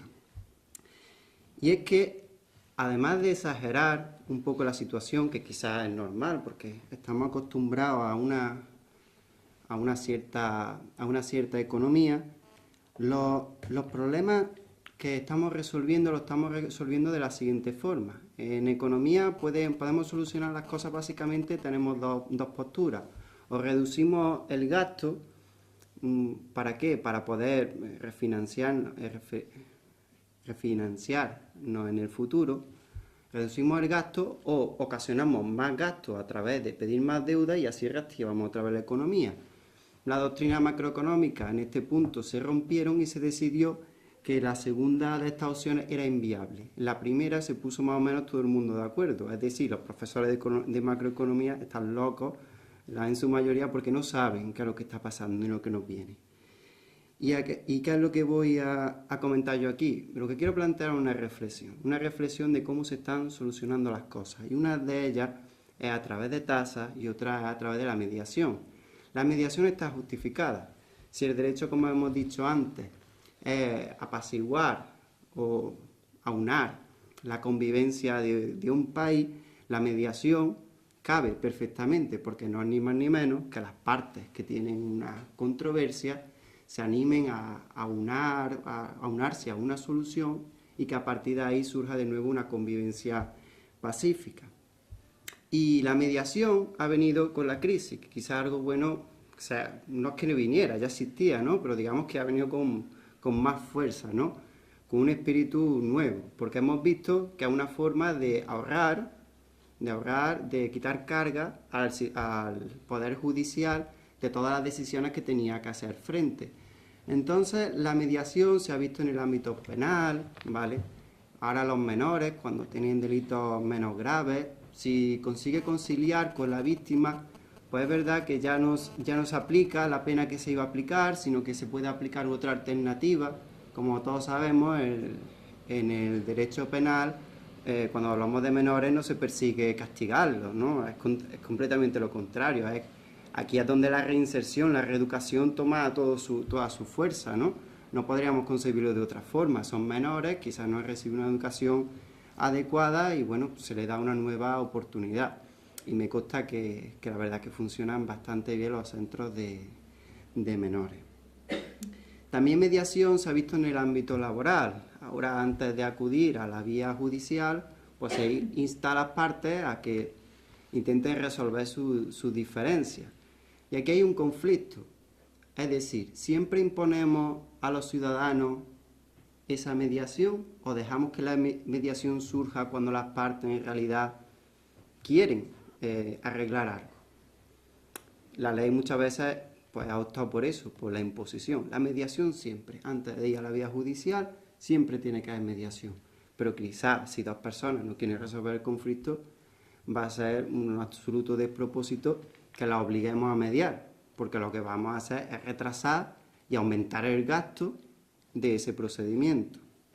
¿En qué otro ámbito está la mediación? Pues ya existía en el consumo, en consumidores, ¿no? Y sigue existiendo y funciona bastante bien, y en familia. En familia, ¿por qué? Porque familia siempre ha sido la parte del derecho más privada, donde digamos que el poder no, a lo mejor no debe entrar con tanta fuerza, ¿no? Un ámbito muy personal, donde todos nos desarrollamos, y entonces ahí la mediación pues sí que tiene un valor importante. Entonces se habilita incluso al secretario judicial a que reúna a las partes e intente mediar.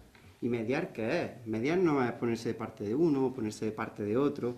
Mediar va a consistir en escucharlos a los dos y ir proponiendo, ¿vale?, una solución intermedia que pueda favorecer. Porque no se nos puede olvidar que si vamos a juicio, probablemente el juez no se decante ni por uno ni por otro. A lo mejor coge una opción intermedia que ninguno quiere, que ninguno ha pactado. ¿Y eso qué provoca? Que los dos se sientan como que no ha habido justicia con ellos. Lo que hablábamos antes. Si las partes, que son las que están con el problema, concurren en una solución, ambos van a considerar que es justo y por lo tanto va a ser mejor, ¿no? Siempre.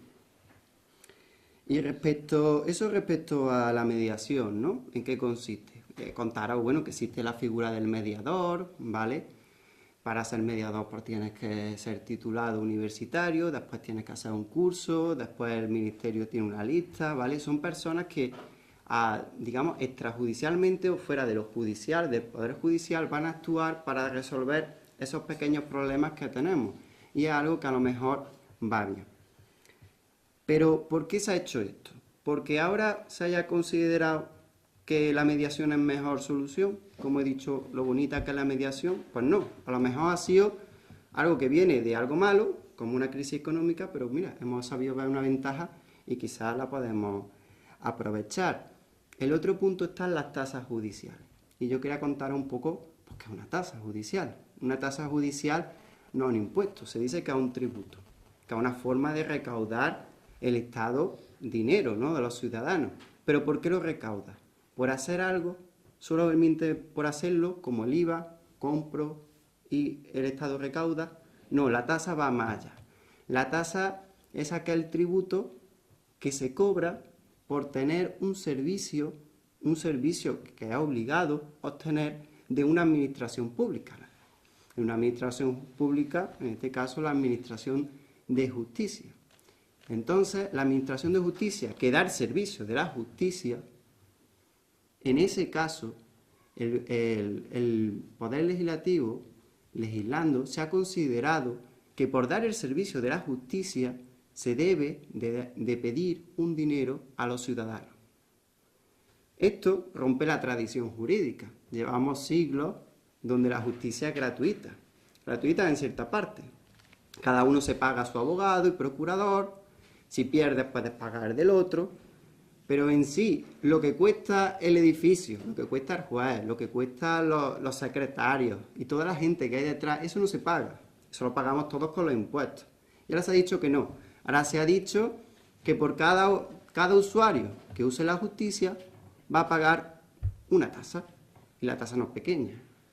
La tasa tiene una cuantía mínima por procedimiento y después un porcentaje por aquello que se pida, por la cuantía. Y la cuantía es, en muchos casos, lo que se pide. Si pides 10.000 euros, pues un porcentaje de ahí directamente lo va a ingresar. Eso se ha dicho que es injusto. y se ha aplicado en casi todos los procedimientos. ¿En cuáles no? Pues básicamente aquellos donde existe voluntad de que haya una mediación, ¿vale? Si hay una situación, un divorcio en el que existe una conciliación, no existe, ¿vale?, un litigio en el que se discuta, simplemente asumen un convenio regulador, un convenio donde se diga lo que quiere uno, lo que quiere otro, y todos estén de acuerdo. En ese caso pues no se va a aplicar la tasa, ¿vale? Digamos que la tasa se convierte casi en una pena por no haber pactado de antes. Y hay muchas veces es que hay cosas que no son negociables. Hay disputas que evidentemente se van a tener que llevar a los tribunales. Y en otro sitio donde no se va a aplicar la tasa es en la jurisdicción penal, es decir, en los delitos. Hombre, faltaría más. Si decimos que los delitos son públicos, ¿qué significa que los delitos sean públicos? Que los delitos no son de uno mismo. Que si a alguno de nosotros nos pasa algo, los delitos no son nuestros. Nosotros somos víctimas y las víctimas casi que estamos discriminadas. El delito es como del Estado, y el Estado es el que va a velar, ¿vale?, porque se nos proteja, ¿vale? Y es, digamos, el perjudicado. El Estado es el perjudicado, y a partir de ahí es el que va a defender la legalidad y el que va a pedir la pena a través de la figura del fiscal, ¿vale? Entonces ahí no. Eso ya sería contravenir totalmente el derecho, porque si el delito es público, ¿cómo le va a pagar el usuario que no está obteniendo un servicio? Porque decimos que el que está obteniendo el servicio es el Estado. Si acaso el Estado tendría que pagar una tasa por usar la jurisdicción penal. En este caso sería un poco absurdo. Pues bien, este ha sido el mecanismo que se ha optado para ahorrar en justicia. Justicia, cuando hablamos de justicia, hablamos del tercer poder del Estado, no un poder pequeño, no, evidentemente el tercero. Y con esto de Montesquieu, que no dijo esa misma separación, que dijo que tenían que estar unos poderes separados, que cada uno se tendría, ¿no?, que asegurar que el otro no subiera demasiado y así que más o menos que todos se controlaran. En realidad, justicia hoy día no es un poder grande, sino que es un poder pequeño, que es peleón, que está siempre, y ahora mismo la revolución que está viendo un poco, a veces irse un poco de la ley para intentar poner sentencias que a lo mejor no se ajustan, es que por esa rebeldía. En realidad están viendo que los dos poderes casi son uno, ejecutivo y legislativo, como se decía antes en la anterior charla, prácticamente están igualados. No hay mucha separación entre ellos. O sea, lo que tenemos para equilibrar poder es el poder judicial. Y es que el poder judicial tiene un peso pequeño económicamente, pero pequeñísimo. He cogido algunos datos y las comunidades autónomas, que son los que organizan la administración de justicia, existen competencias en el Estado, es decir, los jueces sí que dependen, los fiscales, pero quien pone los edificios, quien pone a todos los funcionarios de menor rango y tal, es la comunidad autónoma, es la que da medios físicos. Si hay que poner un ordenador, es la comunidad autónoma. La comunidad autónoma, presupuesto de la comunidad autónoma de Andalucía para 2011, justicia tiene un 1,2%. El tercer poder del Estado, un 1,2%. Si vosotros habéis tenido la oportunidad alguna vez de entrar en un juzgado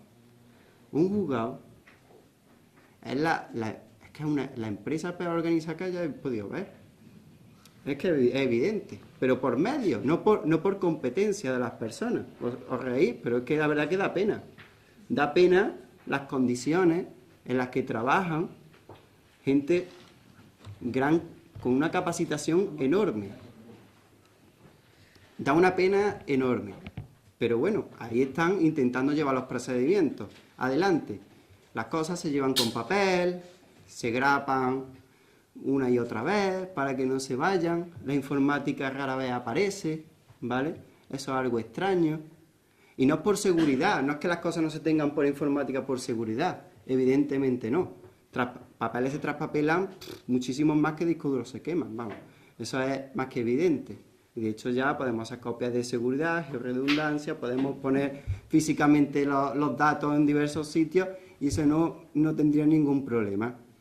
El caso es que de siempre, no de ahora, la justicia ha sido algo que quizás no interese que tenga demasiado poder, ¿vale? Quizás sea ese el motivo, yo no lo sé. Pero evidentemente esos son los datos. Presupuestos de todos los años más o menos dan lo mismo, en torno al 1% de todo lo que tiene la Junta de Andalucía para gastar. Que no digo que no sea importante, Pero es que tenemos que, por ejemplo, que para promover el emprendimiento es que casi llega a lo que tiene justicia. Hombre, promover el emprendimiento está bien, yo no digo que no, yo soy emprendedor, tengo hoy mi empresa, pero evidentemente con justicia no puede ser. Esto no es serio, ¿vale? Pero ¿quién pone el dinero? Pues evidentemente no son los jueces, es decir, cuando una separación no es hasta el punto, no es hasta la económica, quizás no existe una separación de poderes, como antes se apuntaba, tal y como se pide. Y por hacer alusión a que, en realidad, a pesar de esta crítica que se ha hecho al gobierno, que no da dinero a estos vagos presupuestos, también merece una crítica a justicia. Quizá también, con el presupuesto que tienen, más que de sobra, han podido reformar un poco de una forma informática, que no es una locura, que si los bancos se mueven por informática será porque es seguro, que no hay nada más que se quiera guardar más que el dinero. Entonces se podría haber reformado. Existen presupuestos todos los años en justicia, ¿no? Pues una partida siempre es tecnológica. Una partida tecnológica que a lo mejor no es pequeña, que estamos hablando de 9 millones de euros para Andalucía, 10, 50, este año tiene el Estado para reformar justicia. Con eso se puede hacer muchísimo, ¿vale? ¿Y cuál es el problema que existe entonces? Se puede hacer muchísimo y no se ha hecho nada. El problema muchas veces también es el procedimiento por el que se adjudican los contratos. Es decir, por las empresas que van a poder acceder a esos contratos y van a poder hacer esos servicios. Licitaciones, como le llamamos. Las licitaciones tienen una ingente cantidad de normas. Existen muchos impedimentos. Acreditaciones del Ministerio de Industria. Las acreditaciones son que tienes que acreditar que has hecho trabajos anteriores en los 3 años sobre eso. ¿Y cómo lo vas a tener sobre eso si no te dejan nunca licitar? O sea, un absurdo. Solamente empresas grandes, con mucha experiencia, van a poder optar. Como son pocas, y en esto del mercado el oligopolio funciona muy mal, los precios se imponen con una cierta ligereza y las reformas no se hacen con la profundidad que se deben. Y por lo tanto, aunque tengamos presupuestos de 10 millones de euros, y yo he presupuestado cuánto costaría en la Junta de Andalucía, y no llega a 1 millón de euros, con 10 millones de euros se queda en una cosa hecha media y mal, ¿vale? Por lo tanto, quizá el Poder Judicial, quizás también ellos habrían podido prever este tipo de situaciones y darle alguna otra solución. Y yo animo ahora a que participéis y veamos qué posibilidades puede haber, aparte de la mediación, aparte de las tasas, la modernización tecnológica, para afrontar la crisis. Porque lo que tenemos claro es que no tenemos tanto dinero como antes y que hay que hacer las cosas mejor si queremos salir de la situación que tenemos. Muchas gracias. ¿Pues alguna pregunta? Adelantarme al ruedo. A ver. En primer lugar, el derecho de familia se está perdiendo, macho.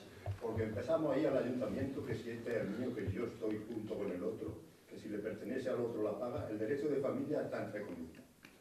Y luego el derecho laboral, déjate de mediadores, que cuando hay un mogollón de gente en la calle y te pones un poco chungo con el jefe, te dice, que no, ahí tengo en la calle 10, o ya sabes. O sea, que eso de mediador está muy bien, pero eso parece un parche caliente en momentos de estos determinados, pero un parche totalmente caliente. Y cuando en el derecho de familia hay pasta, anda que ya buscan ellos los medios y no necesitan mediador. ¿Qué volvemos al medio? Que el mediador, ¿quién se pone? Pues mira, con la familia desestructurada, con el que llega por la noche a un maete y se lía allí el trapicheo, y bueno, y a lo mejor se tira los platos a la cabeza, pero el mediador, tararí que te guíe, porque el derecho de familia realmente está totalmente perdiéndose. Hay una infinidad de cosas, tú vas al ayuntamiento porque el otro vive junto, porque ya tiene otro derecho por la... ¿Dónde queda el derecho de familia? Yo no sé si tendrán que reestructurarlo como muchas otras cosas. Y luego el derecho laboral, cállate. Porque hoy día, aquí, bueno, no voy a poner ejemplos concretos, o sea, llega allí, que la empresa va para abajo, tío, y tú cobras 1.000 y 800, ya sabes lo que hay. Y, tío, estás condicionado, ¿no? ¿Y quién habla? Esa es la realidad. O sea, que en esos dos derechos, en estos momentos de crisis, tela marinera. Te lo he planteado así de una forma muy burda, pero que es la realidad. Sí, yo en el laboral, por ejemplo, sí que lo veo. Ahí es complicado el negociar, el mediar. Quizás la mediación es casi la que hay entre los abogados, ¿no? De cada parte, eso sí que tiene una posibilidad amplia de negociación. En lo familiar yo creo que sí, porque lo que va a disponer, y más cuando hay niños, lo que va a disponer el juez, por mucho que quiera, no es lo mismo que si los dos padres se aunan y después de esa controversia siguen velando por que ese niño esté en unas condiciones adecuadas. Entonces yo ahí creo que sí. Tú dices, ¿qué está estructurada la familia, la sociedad? Bueno, pero es que eso no es problema del derecho, es un problema de las personas que se han visto en una situación mala y que tendrán que arreglarla. Evidentemente el derecho no está ahora para rejuntar o arreglar las relaciones de las personas. En la casa que no hay harina, todo se vuelve molina. En la casa que no hay dinero, todo se vuelve peloteo. Y el derecho de familia entra mucho. Tenemos una intervención por allí detrás. Sí, yo es que, buenas noches. Una pregunta antes por el tema de hipoteca. Pues, el tema del mediador, yo estoy de acuerdo en que debe existir el mediador, porque los españoles somos pleiteantes, nos gustan mucho los pleitos, y yo creo que es una fórmula para descargar a los juzgados en los tribunales. Por lo tanto, estoy de acuerdo en la mediación. En el tema de hipoteca, que se me vino después a la cabeza, el por qué en temas tan preocupantes como los lanzamientos, donde hay unos derechos fundamentales de los menores, el por qué el Ministerio Fiscal, que tiene tanta intervención en todos los procedimientos de familia, de jurisdicción voluntaria, donde hay menores al medio, incapacitados y tal, por qué no se ha metido dentro del tema hipotecario, aunque parezca una cosa, porque yo creo que hay unos derechos de los menores ahí que no están amparados. Ahora entro en el tema de los menores. El Ministerio Fiscal sí se mete más de lo que parece. Y te voy a dar dos datos. Yo he hablado de dos cosas, de dos procedimientos, y en los dos está el Ministerio Fiscal. Ausban, el tema de la sentencia del Tribunal Supremo, que ha dado lugar al tema de las cláusulas suelo, ahí hay intervención preceptiva del Ministerio Fiscal, porque tiene intervención preceptiva. Y el asunto de Caja Sur es instado por el Ministerio Fiscal como acción colectiva, porque el Ministerio Fiscal tiene capacidad para intervenir en defensa de intereses colectivos. Lo hizo en Córdoba, te pongo otro ejemplo, en el tema de gas natural, que es una demanda del Ministerio Fiscal, del fiscal de Córdoba. O sea que sí interviene, interviene más de lo que parece. Además, en Córdoba concretamente hay fiscales civiles espectaculares. Fernando Santos es un enorme experto en civil y en incapacitados y menores, precisamente. Y está haciendo labores espectaculares.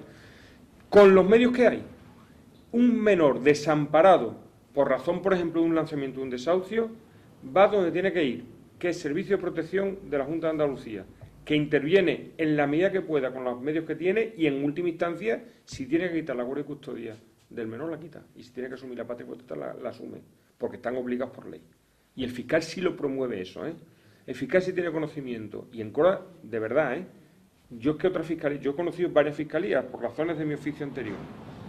Y te digo, la Fiscalía de Córdoba en materia de protección de menores, de protección de incapaces y civil funciona de manera espectacularmente bien, sinceramente. Aunque sea cumpliendo con la ley, perdón, pero yo creo que el menor es lo de menos. O sea, si a alguien le va a quitar la vivienda y directamente se le quitan de la familia... Eso he dicho, es contradictorio. Es decir, mire usted, solucióneme, claro. La vía del fiscal no es otra, ya no sé, para decir... Pero si usted, banco, no sé si... Ahí no puede. ¿No puede? Ahí no puede. Es que puede tocar... Él lo ha tratado muy bien, si la pregunta estaba muy bien formulada. Es que en el problema del lanzamiento, con lo que supone son problemas sociales, económicos, bancarios, de todo, hay una parte, tú dices que es muy importante porque son menores, que sí puede tocar el Ministerio Fiscal, pero solamente en esa parte. En el resto, no tratándose una acción colectiva o una acción civil, el fiscal no puede entrar. Ya, pero no sé si lo que están preguntando es, entiendo yo, es si el fiscal no debía de proteger los derechos del menor en las circunstancias excepcionales de un lanzamiento, que es otra cosa. Sí lo hace, pero lo hace, claro, es que el fiscal lo que puede promover es el internamiento del menor, la intervención de la... Claro, entonces dice, es que eso es lo que yo tengo. ¿Qué va? no hay ningún medio en España, al menos yo no lo conozco, que arrastrando el menor y protegiendo al menor se dé solución al problema colectivo, que es lo que es. El problema es de mucha mayor envergadura, como tú estás diciendo. Pero no hay ningún mecanismo que protegiendo al menor y con los mecanismos de protección del menor se proteja la unidad familiar, que es lo que se tiene que proteger. Pero, lo que decía, claro, sí, pero procesalmente los tribunales tienen la obligación, cuando está marcado por norma, de poner las demandas en conocimiento del Ministerio Fiscal. Sí. Aquí, sin embargo, en hipoteca se ha visto en el tribunal que hay parte afectada, en este caso menores, sin embargo... Sí, se hace también más de lo que tú te dices. Se hace lo siguiente. El juez que tiene ese conocimiento que se va a producir un lanzamiento y que se va a producir una situación de desprotección social o de riesgo de exclusión social, lo pone en conocimiento de los servicios sociales. ¿Qué es lo que puede hacer? Mandar un oficio, en definitiva, un oficio poniendo en conocimiento la situación para que los servicios sociales, los servicios de protección del menor, si hay menores de por medio también, intervengan. Hasta ahí puede llegar el juez. Es que otra cosa ya no tenemos la limitación, pero hacerse sí se hace, ¿eh? Pero vamos, mi pregunta era más bien directa por el Ministerio Público, no por los servicios sociales. El problema son los medios y los instrumentos que tiene el Ministerio Público. Con los que tiene, yo en Córdoba, en la provincia de Córdoba se interviene, ¿eh? Más que en muchas fiscalías, más que en la mayoría. Se sigue mucho a Córdoba en estos temas. La última pregunta, para cerrar ya. No la hay. No la hay. Pues bueno, muchas gracias por supuesto a los asistentes y nada, una vez más agradecer a los miembros de la mesa que hayan querido colaborar con el coloquio de los perros y nos veremos en el próximo coloquio. Buenas noches.